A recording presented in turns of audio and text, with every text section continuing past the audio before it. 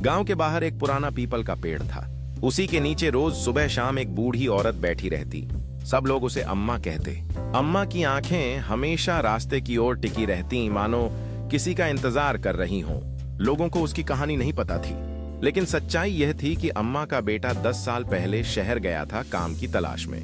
जाते समय बोला था, अम्मा 2 महीने में लौट आऊंगा, फिर अपनी नई नौकरी और पैसे से आपके लिए एक अच्छी सी चादर, चप्पल और मिठाई लाऊंगा।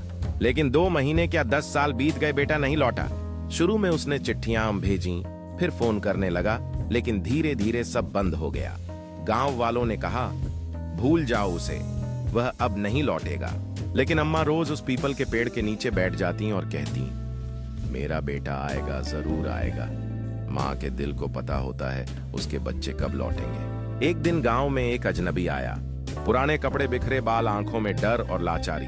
किसी ने उसे नहीं पहचाना, लेकिन जब वह पीपल के पेड़ के पास पहुंचा तो अम्मा उसे देखती रह गईं। उसकी चाल, उसका कद वही। उस आदमी ने सिर झुकाया और अम्मा के पैर छू लिए।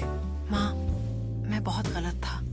मैंने सोचा था शहर जाकर अमीर बन जाऊंगा, पर लोग धोखा दे गए। आज किसी तरह गांव लौट आया हूँ, माफ कर दो माँ। अम्मा रो पड़ी, लेकिन उनकी आंखों में अब इंतजार की जगह सुकून था। उन्होंने बेटे का माथा चूमा और कहा, मैंने कहा था ना, मेरा बेटा लौटेगा। अब कहीं मत जाना, यही रहो माँ के पास। सच्चा प्यार और माँ की दुआएं कभी खाली नहीं जाती।